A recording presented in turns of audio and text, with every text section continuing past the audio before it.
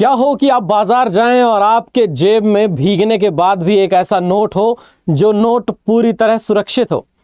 आपको देखते हुए ये न लगे कि ये कागज सिमट कर आपके हाथों में कैसे उंगलियों के बीच समा गया है।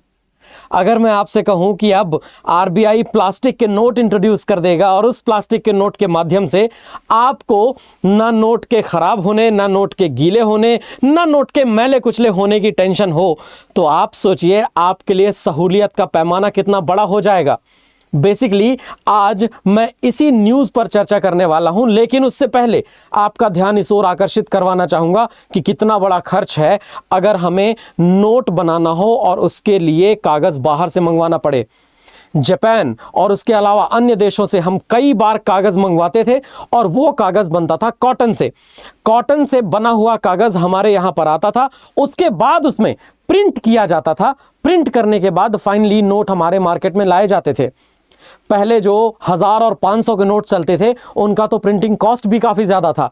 बाद में भारत के अंदर भारत के द्वारा निर्मित कागज़ से बनाए जाने लगे नोट और उनका प्रिंटिंग कॉस्ट तो कम हुआ, लेकिन 2000 के नोट, 500 के नोट, 200 के नोट, 100 के नोट या उसके अलावा छोटे डिनोमिनेशंस, इन सभी नोटों में एक खास बात जो आपको देखने को मिली वो ये थी दोस्तों कि ये सारे के सारे नोट हैं तो कागज़ के, लेकिन एक दो बार अगर ये धुल जाएं तो उसके बाद इनमें वो बात नहीं रहती। पुराने वाले धुल जाते थे तो कोई बात नहीं होती थी। तो असल में इन सारी समस्याओं का एक ही इलाज है, पॉलीमर के नोट लाना। और पॉलीमर मतलब सिंथेसाइज्ड पॉलीमर। पॉलीमर जब सिंथेसाइज्ड होता है तो उसे प्लास्टिक कहा जाता है। तो सिंथेसाइज्ड पॉलीमर का एक फॉर्म ही है जिसे हम प्लास्टिक कहते हैं। अब प्लास्टिक नोट की प्रिंटिंग, प्लास्टिक नोट वॉशेबल होगा, प्लास्टिक नोट किस तरह से आपके जेब में एकदम अल्ट्रा फोल्डेबल फॉर्मेट में आ जाएगा, ये तो डेफिनेटली बड़ी बात है। और जो मैं आज आपसे कहना चाह रहा हूं ऐसा बहुत सारे देशों में हो भी रहा है। यानी कि दुनिया में अभी 10 से ज़्यादा ऐसे देश हैं जो प्लास्टिक करेंसी का इस्तेमाल करते हैं और प्लास्टिक करेंसी इतने शानदार तरीके से वो यूज़ कर रहे हैं कि उनकी इकोनॉमी में कोई दिक्कत ही नहीं है, विशेषतः नोटों के खराब होने से। और फिर जब नोट खराब हो जाते हैं तो आरबीआई उसे स्क्रैप करता है और स्क्रैप करने के बाद बनता भी क्या है, प्लाईवुड। दोस्तों जब नोटबंदी हुई थी, नोटबंदी होने के बाद सारे नोट स्क्रैप कर लिए गए थे और वो सारे नोट जब घर लाए गए आरबीआई के तो उनको स्क्रैप करके फाइनली उनसे प्लाईवुड बनाया गया था। मैं आपको इकोनॉमिक्स का एक नियम बताता हूं।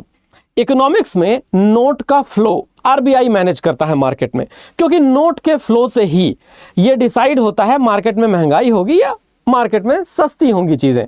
जैसे मान लीजिए आपकी जेब में ज्यादा पैसे हो तो आप संभवतः ज़्यादा खर्च कर सकते हैं। आप 50,000 की जगह 1 लाख रुपए का मोबाइल ले लेंगे तो स्वाभाविक है कि उससे डिमांड क्रिएट होती है और डिमांड से बढ़ती है कीमतें। लेकिन जो नोट है वो नोट आप खर्च कौन सा करेंगे, उन कीमतों को पे करने के लिए जो बढ़ी हुई हैं। एक्चुअली आप अपने जेब से हमेशा वही नोट निकाल करके खर्च करते हैं जो नोट मैला कुचला होता है। और ग्रेशम ने एक बहुत बढ़िया नियम दिया था। ग्रेशम ने कहा था कि पुरानी नोट नई नोटों को मुद्रा के प्रचलन से बाहर कर देती है। यानी कि अगर आपकी जेब में पुराना और नया 2 नोट हो तो आप बढ़िया कड़कड़ाता हुआ नोट अपनी जेब में रखेंगे और पुराने वाले नोट को मार्केट में खर्च करना चाहेंगे। आप अपने पर्स में भी कई बार एकदम नई नोटों को कमाल तरीके से सहेज करके रखते हैं। आप कई बार ऐसा भी करते हैं कि अगर 3-4 नंबर की नोट आपको एक किसी नोटों के बंडल में से मिल जाए तो आप उसे अपनी जेब में सलामत रखना चाहते हैं। उसके पीछे की वजह है ह्यूमन साइकोलॉजी। ग्रेशम ने सही कहा था। लेकिन दोस्तों इन सब बवालों से दूर जाने का वक्त आ चुका है और अब रिजर्व बैंक ऑफ इंडिया ने तैयारी शुरू कर दी है कि कागज के जो नोट होंगे उन कागज के नोटों को धीरे धीरे एक फेज्ड मैनर में रिप्लेस किया जाए। तो आइए, नेशन विद नवदीप पर आप सभी का स्वागत। चैनल को सब्सक्राइब जरूर कर लीजिएगा, आपका प्यार ही हमारे लिए शुभकामना है। और आज इस पूरे न्यूज को हम लोग ग्राउंड रिपोर्ट के जरिए बेसिक से एडवांस तक समझते हैं।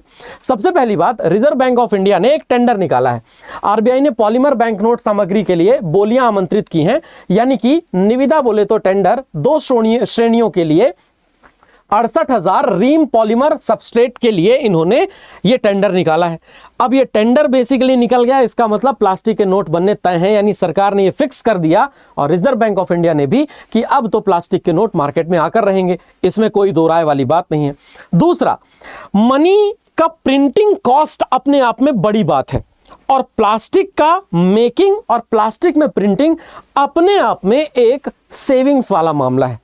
भारत में जो नोट छपते हैं वो नोट 4 अलग अलग प्रिंटिंग प्रेसेस में छपते हैं। जैसे भारत में नासिक में, देवास मध्य प्रदेश में, नासिक तो महाराष्ट्र में है, साल्बनी वेस्ट बंगाल में और मैसूर कर्नाटक में। इन 4 जगहों पर नोट की प्रिंटिंग प्रेस है। दूसरा, ये जो नोटों के प्रिंटिंग प्रेस है इनमें से 2 भारत सरकार के अंतर्गत आते हैं और 2 आते हैं रिजर्व बैंक ऑफ इंडिया के, भारतीय रिजर्व बैंक नोट मुद्रण प्राइवेट लिमिटेड यानी BRB NMPL के अंतर्गत। मुद्दा यह है कि भारत सरकार भी SPMCIL एक पब्लिक सेक्टर के तहत पूरे नोटों के छपाने को लेकर के और सिक्कों के ढालने को लेकर के नियंत्रण का कार्य करती है। और SPMCIL का मतलब है security printing and minting corporation of India limited. But again मामला यह है दोस्तों कि नोट की जो कागज की मैन्युफैक्चरिंग है वो होती है मध्य प्रदेश के होशंगाबाद में, जिसे अब नर्मदापुरम के नाम से जाना जाता है। वहां से ट्रांसपोर्टेशन टुवर्ड्स दी मैसूर से, टुवर्ड्स दी साल्बनी से, टुवर्ड्स दी नासिक से, चलो देवास तो होशंगाबाद के नजदीक ही है, यानी नर्मदापुरम के काफी पास में है, दोनों मध्य प्रदेश में ही है। मुद्दा यह है दोस्तों कि प्रिंटिंग कॉस्ट को भी कम करना और प्रिंटिंग कॉस्ट के अलावा अब हमारे प्रचलन को बदल देना, क्योंकि बहुत सारे देश इसका इस्तेमाल कर रहे हैं। ध्यान से अगर देखा जाए तो दोस्तों यहां पर जो टेंडर निकाला गया है, यह टेंडर देखिए नासिक की SPMCIL ने निकाला है।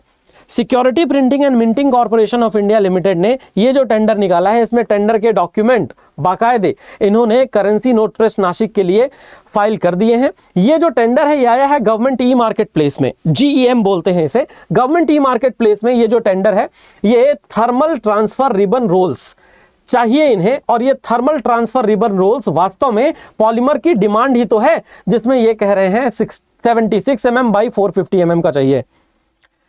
76 mm बाई 450 mm का मतलब क्या हुआ दोस्तों? 450 mm का मतलब हो गया लगभग 45 सेंटीमीटर। कुछ ऐसे समझिए कि मैं मान करके चलता हूं कि 45 सेंटीमीटर कुछ इतना होगा, और 76 मतलब 7 सेंटीमीटर की 7.5 सेंटीमीटर के आसपास ये ऊंचाई और ये लंबाई जो कि 450 mm के पास, यानी कुल मिलाकर के यूं समझो कि खंड खंड में तोड़ करके इससे नोट बनाए जा सकते हैं।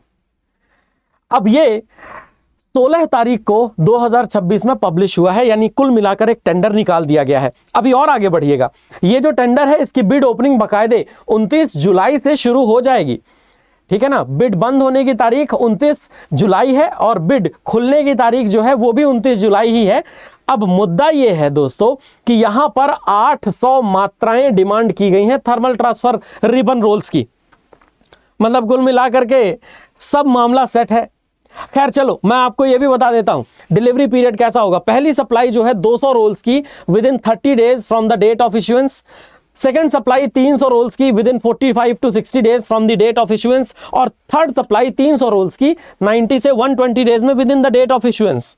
यानी गवर्नमेंट ई मार्केट प्लेस में एक बार टेंडर आ गया कि हमें चाहिए आपकी तरफ से प्लास्टिक उस ग्रेड का जिस ग्रेड का प्लास्टिक हमें जरूरत है, यानी कुल मिलाकर के आपको जो थर्मल शीट चाहिए उनका एक प्रॉपर ग्रेड का प्लास्टिक आपके लिए रिक्वायर्ड है, तो वो प्लास्टिक आपको यहां से मिलेगा। अब क्या भारत को प्लास्टिक के नोट वास्तव में चाहिए?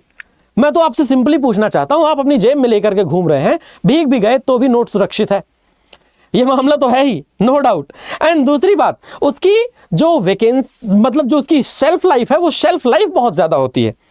नोट प्लास्टिक का है तो इस पायलट प्रोजेक्ट के तहत पहले सीमित संख्या में प्लास्टिक नोट जारी किए जा सकते हैं। हो सकता है पटना और मुंबई में पहले जारी किए जाए या किसी भी शहर में जारी कर दी जाए, क्योंकि यहां पर चर्चा हुई है। लेकिन अगेन ये जो पॉलीमर या प्लास्टिक के नोट होंगे इनकी शेल्फ लाइफ कागजी नोटों से काफी ज्यादा होगी और इनकी छपाई और रखरखाव की जो लागत है वो लागत बहुत कम होगी। यानी दुनिया में जो मैंने कहा 10 से अधिक देश बड़े और 60 से अधिक देश प्लास्टिक करेंसी को चलाते हैं, वो कितनी बड़ी बात है। पॉलीमर नोट चलन में है ही। ऑस्ट्रेलिया 1988 में पॉलीमर नोट शुरू करने वाला पहला देश था। गंदगी नाली में, पानी में, है ना, कहीं भी चला जाए कोई फटने वाली टेंशन नहीं है। और Australia, Canada, Singapore, Malaysia, Thailand, Indonesia, Vietnam, New Zealand, Brunei, Mexico, Chile, Romania, न जाने कितने सारे।